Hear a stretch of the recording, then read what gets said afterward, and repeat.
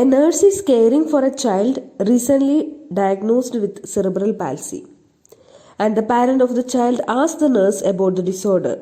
The nurse bases her response on the understanding that cerebral palsy is, options are, an infectious disease of the central nervous system, an inflammation of the brain as a result of viral illness, a congenital condition that results in moderate to severe retardation, a chronic disability characterized by impaired muscle movement and posture. ഇവിടെ correct answer option D ആണ്. Cerebral palsy is a chronic disability characterised by impaired muscle movement and posture. ഇനി മറ്റ് options ഒക്കെ എന്തൊക്കെയാണെന്ന് നോക്കാം. Infectious disease of the central nerve system എന്ന് പറയുന്നത് meningitis ആണ്. അടുത്തത് an inflammation of the brain as a result of viral illness is encephalitis ആണ്. അടുത്തത് ഒരു example of congenital condition that result in moderate to severe retardation is Down syndrome. ഇവിടെ നമ്മുടെ ക്വസ്റ്റ്യൻ്റെ answer option D ആണ്.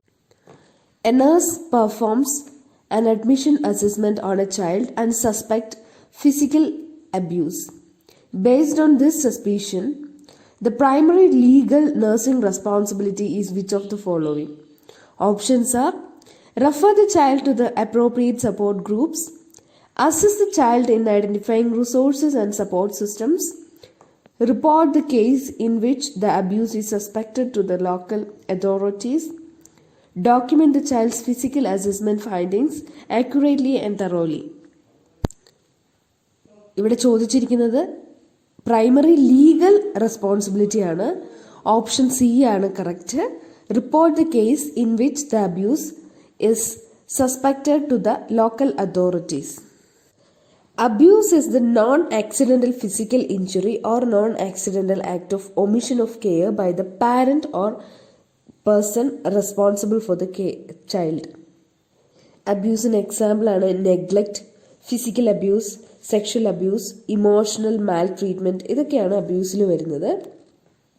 ഒരു abuse suspect ചെയ്യുകയാണെങ്കിൽ immediate ആയിട്ട് നമ്മൾ ലോക്കൽ അതോറിറ്റിയെ റിപ്പോർട്ട് ചെയ്യേണ്ടതാണ്. അപ്പോൾ അതുകൊണ്ട് തന്നെ ഇവിടെ കറക്റ്റ് ആൻസർ ഓപ്ഷൻ സി ആണ്. A mother arrive at the emergency department with her 5-year-old child and state that the child fell off a bunk bed. A head injury is suspected and the nurse checks the child's airway status and assess the child's for the signs of increased intracranial pressure. Which of the following is a late sign of increased ICP in a child? Options are nausea, bradycardia, bulging fontanelle, dilated scalp vein. Correct answer option B ആണ്. Bradycardia ആണ് ഒരു late sign of increased ICP. Head injury കാരണം brain bleeding ഉണ്ടാകാം. അങ്ങനെ intracranial pressure കൂടാനുള്ള chance ഉണ്ട്. ICP കൂടുന്നതിൻ്റെ ഒരു ലേറ്റ് സൈൻസ് ഏതൊക്കെയാണെന്ന് നോക്കിയാൽ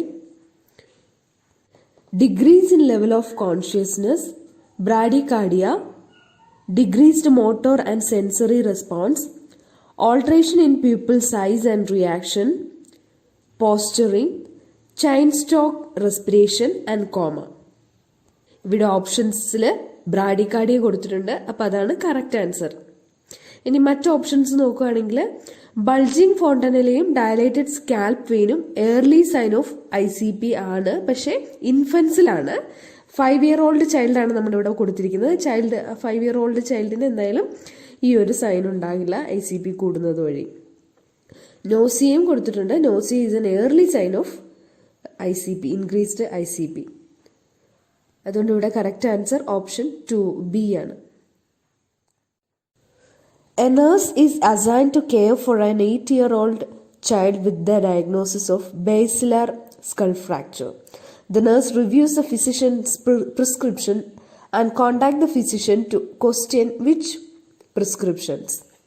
Options are suction as needed, obtain daily weight, provide clear liquid diet, maintain a patent intravenous line.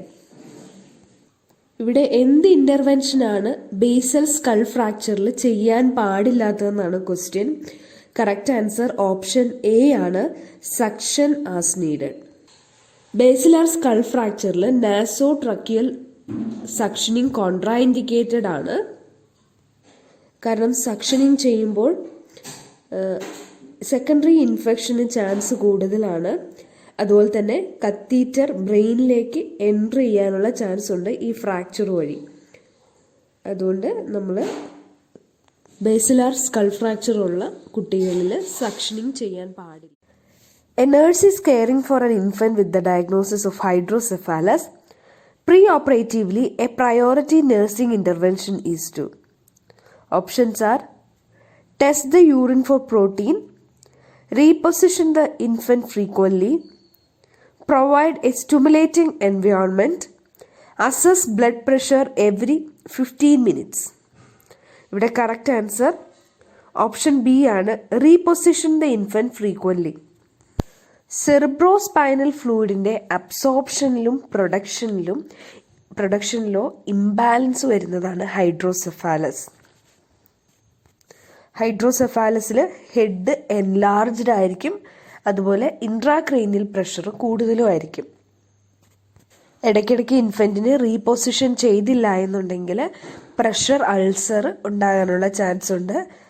അതുകൊണ്ട് തന്നെ option B, reposition the infant frequently ആണ് correct answer. A nurse is reviewing the record of child with increased intracranial pressure and note that the child has exhibited signs of decerebrate posturing. On assessment of child, the nurse expects to note which of the following if this type of posturing is present.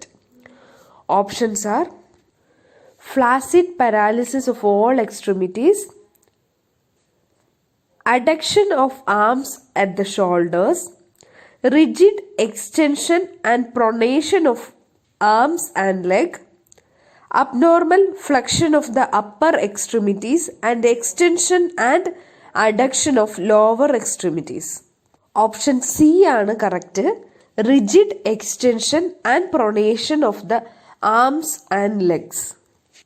Decerebrate posturing is characterized by rigid extension and pronation of arms and legs. ഇനി ക്വസ്റ്റ്യനിൽ D കോർട്ടിക്കേറ്റ് poster ആണ് ചോദിച്ചിരുന്നതെങ്കിൽ option ബിയും ഡിയും ആയിരിക്കും correct. അതായത് adduction of arms and ഷോൾഡറും abnormal flexion of the upper extremities and extension and adduction of lower extremity ആണ് decorticate posturing. നമ്മളോട് ചോദിച്ചിരിക്കുന്നത് ഡീസെറിബ്രേറ്റ് പോസ്റ്ററിങ് ആണ്. അതിന്റെ answer extension and pronation of arms and leg. A child is diagnosed with Reye's syndrome. A nurse develops a nursing care plan for the child and includes which intervention in the plan? Options are: assessing hearing loss, monitoring urine output, changing body position every 2 hours, providing a quiet atmosphere with dimmed lighting. Option D ആണ് correct, providing a quiet atmosphere with dimmed lighting. Reye's syndrome ഒരു acute എൻസെഫലോപ്പതിയാണ് and it is characterised by cerebral oedema and fatty changes in the liver. അതുകൊണ്ട് Reye's സിൻഡ്രോത്തിന്റെ ഒരു supportive care ആണ് monitoring and managing cerebral oedema.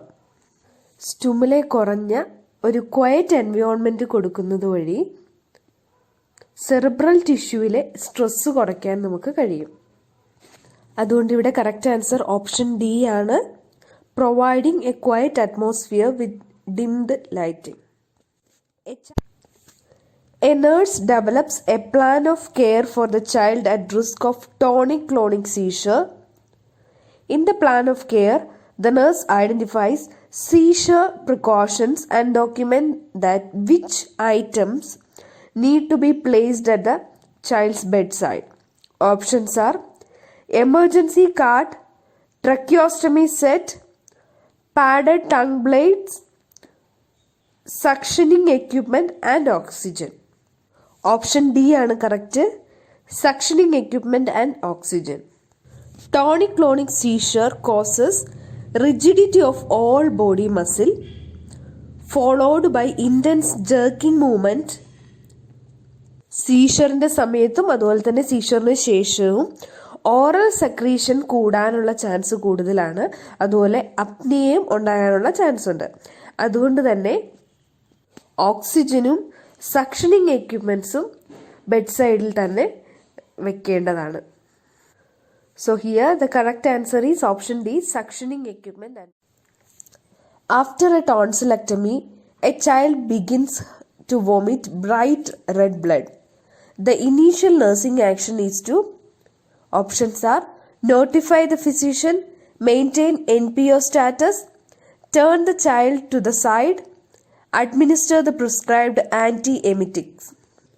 Option C ആണ് correct, turn the child to the side. Tonsillectomy കഴിഞ്ഞതിന് ശേഷം bleeding ഉണ്ടാകുകയാണെങ്കിൽ nurse immediately she should turn the child to the side to prevent aspiration. അതിനുശേഷം she should notify the physician. NPO സ്റ്റാറ്റസിൽ വെക്കണം, അതുപോലെ തന്നെ anti എമിറ്റിക്സ് കൊടുക്കുകയും ചെയ്യണം. പക്ഷെ നമ്മുടെ ഇനീഷ്യൽ ആക്ഷൻ എപ്പോഴും ചൈൽഡിനെ ഒരു സൈഡിലേക്ക് തിരിച്ചു കിടത്തുക എന്നുള്ളതാണ്, ആസ്പിരേഷൻ പ്രിവെൻറ്റ് ചെയ്യുന്നതിന് വേണ്ടി. So the correct answer is option C.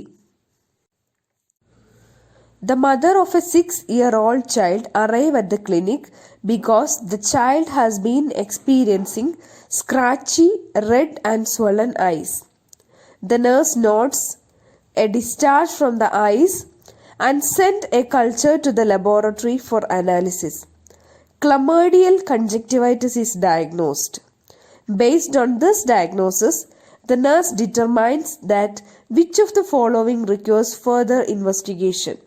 Options are possible trauma, possible sexual abuse, possible presence of an allergy, presence of a respiratory infection. Option B ആണ് correct, possible sexual abuse. Conjunctivitis is an inflammation of conjunctiva. Allergy കാരണമോ infection കാരണമോ trauma കാരണമോ ഒക്കെ conjunctivitis ഉണ്ടാകാം. പക്ഷെ അതിൻ്റെ ഒന്നും causative organism chlamydia ആയിരിക്കില്ല. സെക്ഷലി ആക്റ്റീവ് അല്ലാത്ത ഒരു കുട്ടിയിൽ ക്ലമൈഡിയൽ കൺജക്റ്റിവൈറ്റിസ് ഡയഗ്നോസ് ചെയ്യുകയാണെങ്കിൽ it's a signal for sexual abuse. So the correct answer is option B.